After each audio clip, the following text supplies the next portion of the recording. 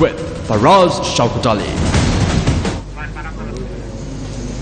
Hi there, good morning and welcome to today's edition of Newsline. It's a Wednesday morning, it's the 30th of December 2015. Just one more day to conclude year 2015 and 2 more days to usher in a brand new year. Today we'll be talking about computer security, information security, and to talk about this and more we have with us in our studios the Principal Information Security Engineer at Sri Lanka CERT. He is Roshan Chandragupta. Thank you, Roshan, for joining us this morning. First of all, tell us, what is information security? Information security, if you consider, it's a wide area where you consider mostly the computer systems security as well as the information in it. So information in it may be in terms of a database, or it might be a simple plain document and a printed document, and how to protect them and how to have a kind of a procedure, how to handle these things. Say, simple example would be you take some printout and you accidentally took 2 copies of it, and you confidential document, you take one document into your file or whatever the confidential part, but what do you do with the other one? Are you going to just to throw it into a dustbin? In that case, if somebody else gets into that and they will have some confidential information about your organization, maybe your personal information, maybe your NIC copy even, that might be some personal information that you need to secure. So Sri Lanka CERT, or the Computer Emergency Readiness Team, which initially came under the President's office, started in 2006, that is almost 10 years ago. Yes. So from then to now, what kind of work have you been involved in? Basically, we have 3 services that we offer. One would be the awareness campaign, awareness workshops on information security, and for organizations as well as for schools and so on and so forth. And the second one would be responsive services, meaning that if there is a website or your organization information systems have been compromised, or you want to check whether it is okay or not, we do that kind of a thing. And also consultancy services to make sure that whatever the things in internet in your organization or any other organization, whether those are secure, whether somebody else can penetrate into your network and take out your data, and so on and so forth. So initially, as you mentioned, we started in 2006. The main purpose of that time during that time, the ICT agency has started this East Sri Lanka project to computerize all the government ministries and departments and so on, and provide services in an online manner so that the people can get the services more efficiently, quickly, and say very easily. So when at that point they understand that for information security, because you collect a lot of information about people and their processes and organization are connected together.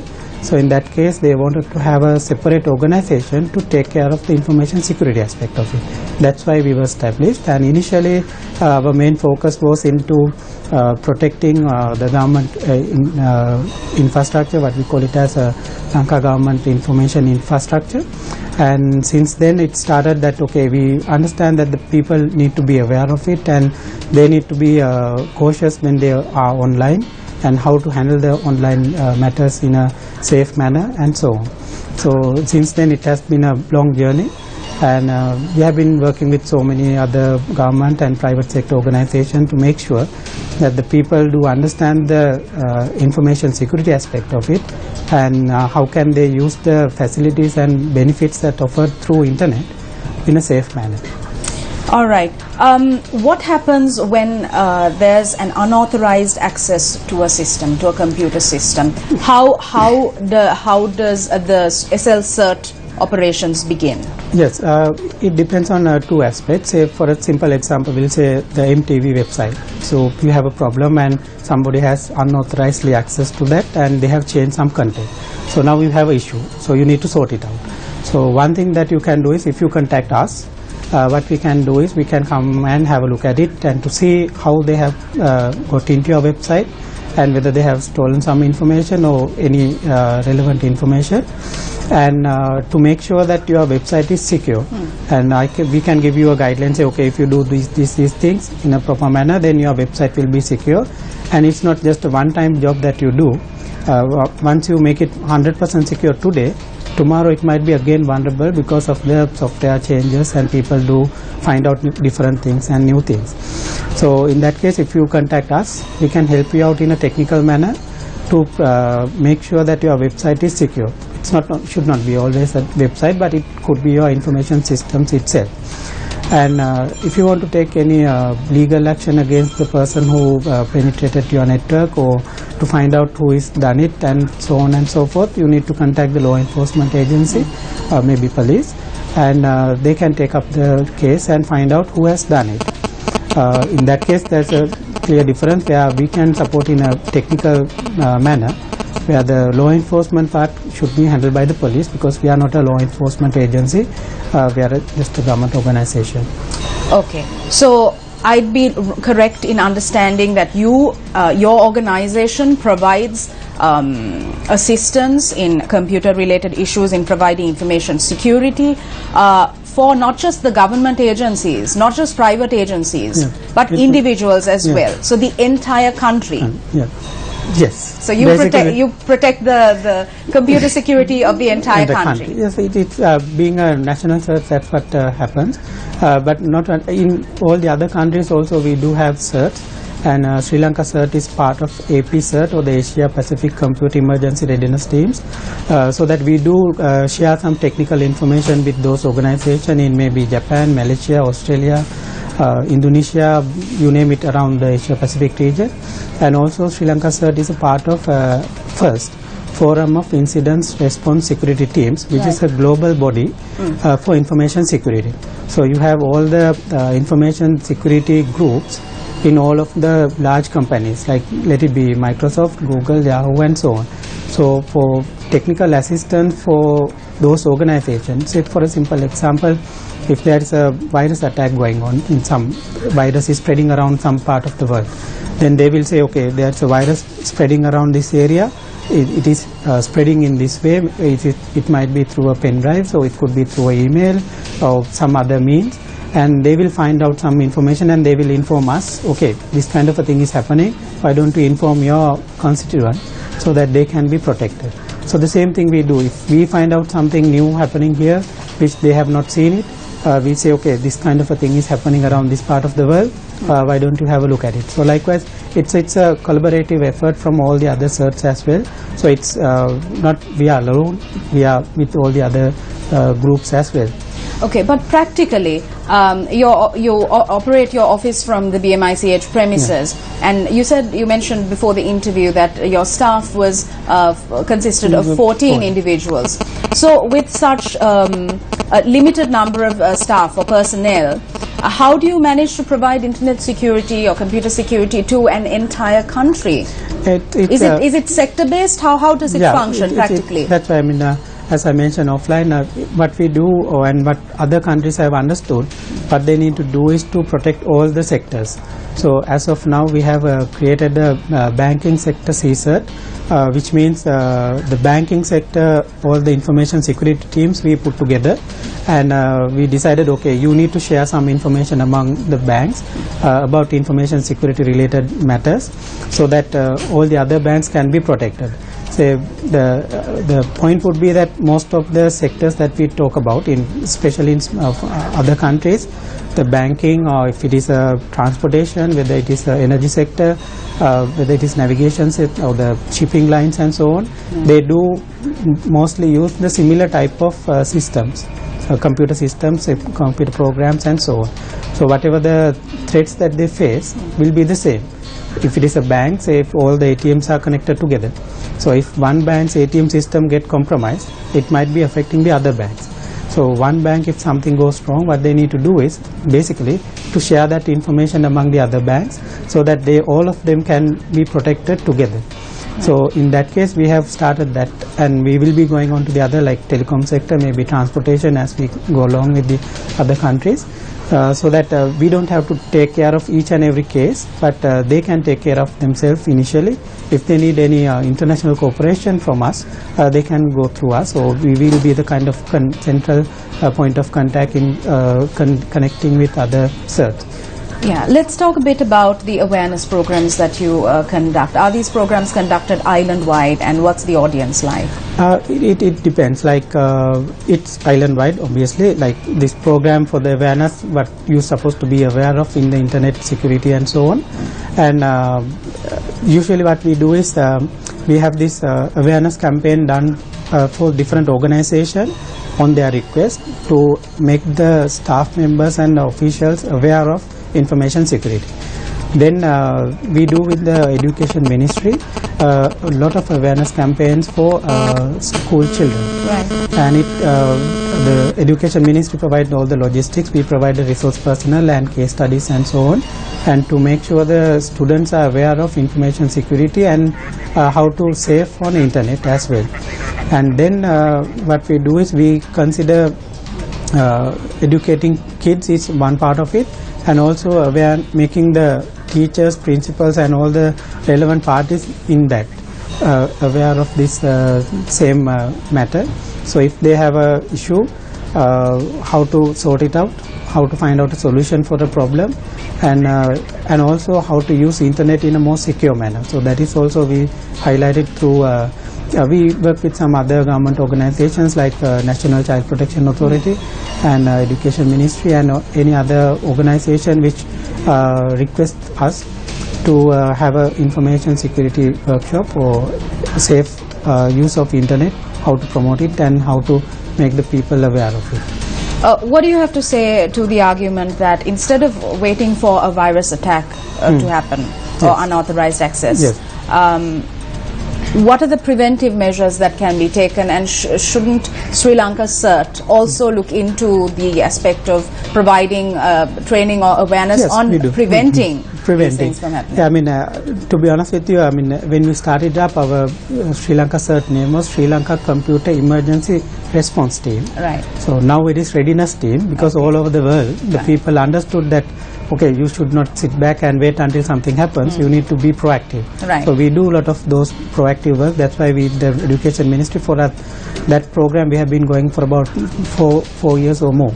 We have been going into different schools and making the kids aware of how to use internet securely as well. And for the organization wise, we have done a lot of workshops and things. And what we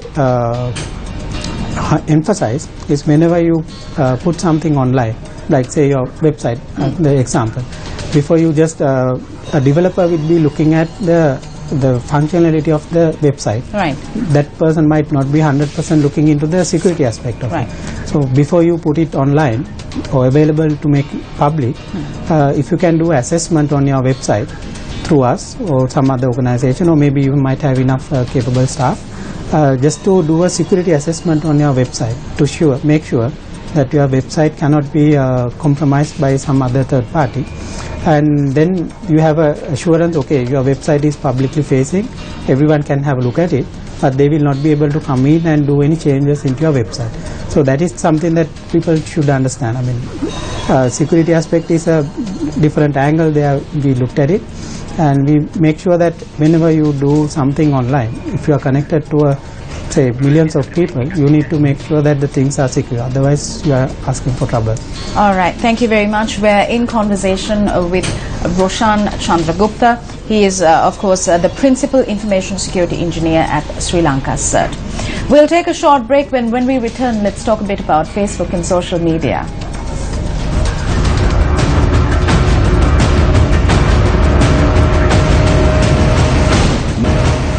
Newsfirst Newsline with Faraz Shaukatali.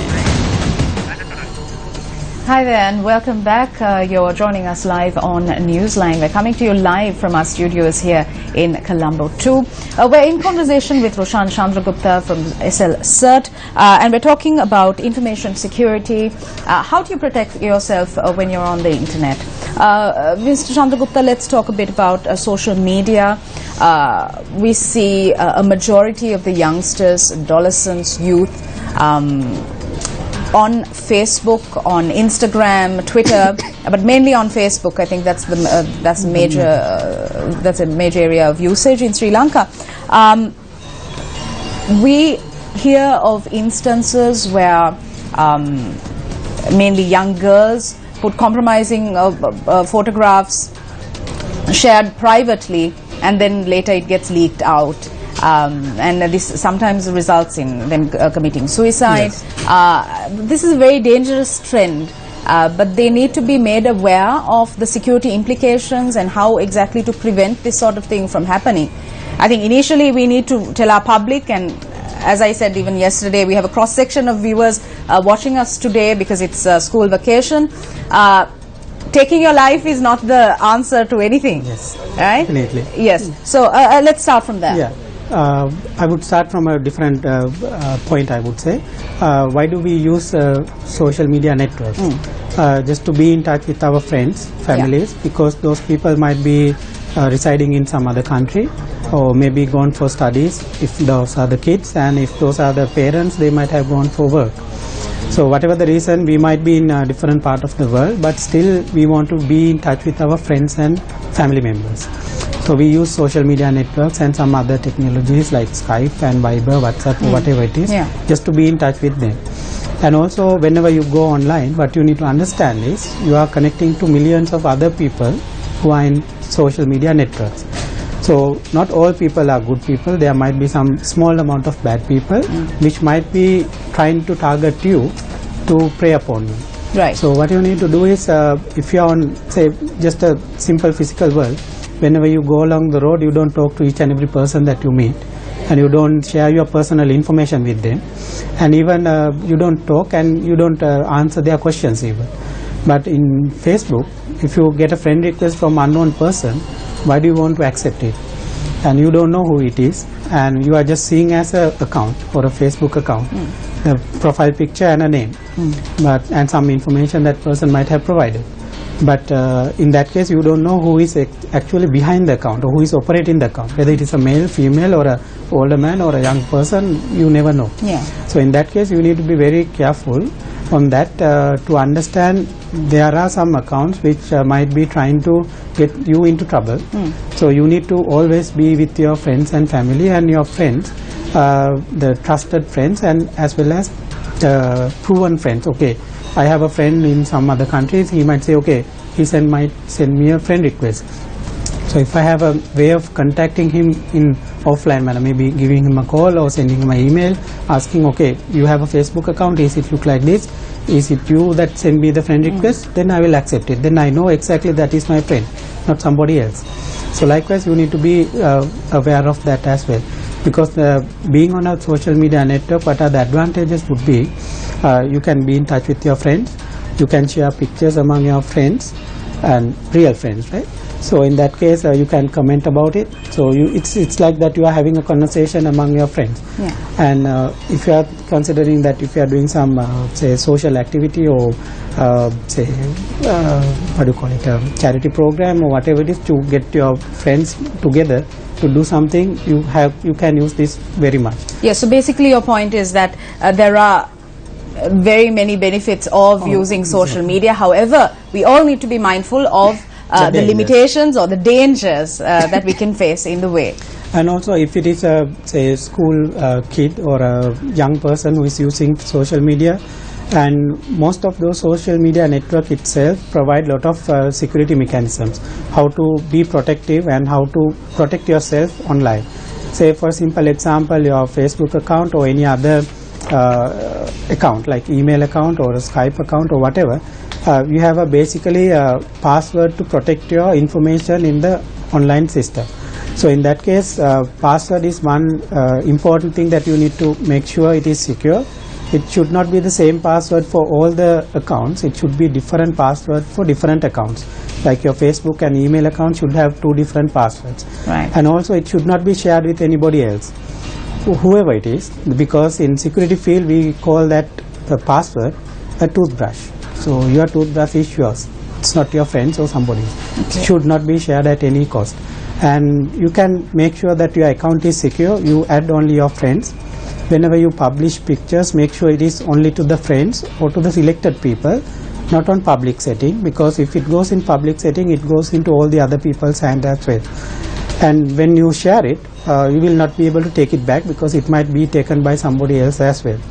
And also we need to understand that even for whatever the reason you share some personal information or personal pictures among your friends or say loved ones or whoever it is, there might be a chance that it might be leaked out at some other point in time. So to avoid all of those problems and things, my first thing would be the prevention is better than cure. Absolutely. So finding out the problem or solution is a second stage, but first stage would be you have to prevent it. So you should not be taking some say private pictures and send it across, because whenever you send it and whenever you take it, you're risking yourself. You are putting your say future in risk. So why do you want to take that risk? So make sure that you minimize the risk by doing so. Right. Is it right to say that females are the prime victims of internet hackers in Sri Lanka? I would say, with the number of incidents we report, I would say 60% of them relevant to the females, but 40% for the males. Okay. And some problems do happen only for say male generation, because I don't know, for some reason people might be thinking, okay, the girls might be the easier say target to attack. Okay. So in that case, they might be targeting. That's why the ratio that we report, the reports we got from all the people, it might be 60% of female and 40% of male. And as you mentioned, one thing that we have to understand is that say if someone is creating a fake profile of yourself, not you, somebody who is against you or having some personal grudge or whatever. So those are the most common things that we see. So whenever you do something for somebody else, just put yourself in that person's or that person's family's shoes and see yourself. And if it is happened to your family member, your sister or a brother, you will not like it, definitely. So if you do it for somebody else, it's the same thing. So if you do it for somebody else, think that okay, that is also somebody's sister, somebody's daughter, so it causes problems. So you need to practice the ethical use of this internet as well, not to harm anyone, because there are a lot of advantages, and the more to benefit or to get the benefit out of these advantages, you need to use it in a more responsible manner and more ethical manner, not to harm anyone, but just to get the advantages. And if you have some grudge with somebody else, should not be posting some bad things about the Facebook or any other things and causing trouble for that person, because if that happens to your family member, you will be definitely upset about it. So you don't want to make sure that it happens to somebody else. Okay. Also, Mr. Chandragupta, I'd like to talk about the garment sector in particular, the garment sector and also schools, universities, because these are areas where computer-related crime or incidents of this nature can take place. What kind of awareness, have you done awareness programs for the garment sector? Because I think most people have access to smartphones and laptops. Laptops and definitely when you consider the internet, it's not just the internet per se, right? But it is your mobile phone and it's your computer, it's your laptop, and anything that you connected to the internet is it contains some information. If you consider your pen drive that you carry around here and there, might contain some information, maybe your biodata, maybe your scanned copy of NIC, passport copy, whatever it is. And if you lose it, somebody else might have access to all of that. Right. So therefore you need to be very careful where you copy these details and where you keep it. And as you rightly mentioned, a lot of people use the mobile phones to gain access to the internet. So in some instances we have seen, some people have been say, I give you a gift as a gift, say maybe for Christmas or for New Year, a mobile phone, and it's a smartphone as well. So you would happily use it, but I might install some software where I can monitor each and every thing that you do. So in that case, whatever the pictures you take, and you might delete it and say, okay, it should not be there, but I might have already taken it out. So that kind of things do happen. Right. Not all, but do happen. So you have to be very careful, even if you get a, say, mobile phone, and sometimes whether it is in a secure manner, whether your personal information being leaked out or somebody else is having access to your phone and so on. So sometimes, even some time back, there was some issue with some applications that you install into the smartphones, not really doing what they're supposed to do. Okay. So the application developers or the app developers, you don't know from where you download it, who has developed it, and what's his motivation. So SLCert has done awareness programs for the government sector, Yes, schools, definitely. universities. And schools, and as I mentioned, for universities as well as for school kids. And also with our Cybersecurity Week, we have a Cybersecurity Week, annual Cybersecurity Week, and we had it for the 8th time this this November. And in that, it's part of it is the information security quiz for the university kids. So they do get a lot of exposure, and they get together. So many people we get together at that point, and we have an information security quiz. And for industry people, and whether it be government, private sector, whoever it is, and we have a hacking challenge. So we set up a small lab, so that they try their best to make sure that whether they can hack into. And the purpose of doing that is to make sure that when they go back to their respective organization, they can check their information systems whether it is secure or not. So in that case, you have to do it on your own organization, not somebody else's, because if you try to hack into somebody else's network, it's a crime. So we have to do it on your own organization. And also we do have a conference, and also which comprise from say lots of foreign speakers with the newest trends and so on, and what are the things that you can do to make sure your information systems are secure, and as well as what are the things to come in the future. And also we do have a lot of workshops with lot of government as well as private sector organizations participate. And also from sometimes at the university level, students are also very interested in learning this information security, because that's going to be a very fruitful future for their career path as well, because it's not just say IT security, it is information security, which is little bit beyond the IT security part. Okay, so my last question to you within this last 1 minute that we have. If my Facebook account gets hacked, Yes. what do I do? First thing would be you can try to recover it. If you have set up your account properly, you have the recovery options where you can give your mobile number, and you can have another alternative email account and so on. And that would be the first thing to do. You have to have your account recovery option done properly. If not, you can contact Sri Lanka CERT, so that we Let's can give the number out Yes. as well. If you want to contact us, you can contact us on Note 11 2 691 692. Note 112 691 692 would be the general number that you can call us and find out a solution, a technical solution for your problem. We will not be able to go and find out who has hacked it, but if you want to do that, you can contact police, and there will be some options available in the social media network itself to make sure your account is secure. If you practice the best practices to make your account secure, it's very hard to hack, and you have to be aware of it. What are the mechanisms where you can fall prey for that? Okay. All right. So thank you very much. That was, of course, Mr. Roshan Chandragupta joining us from Sri Lanka CERT. On that note, we wrap up this edition of Newsline. It's been a great 3 days. Tomorrow, you'll be joined by Bandula Jayasekara with Newsline as per the regular fashion.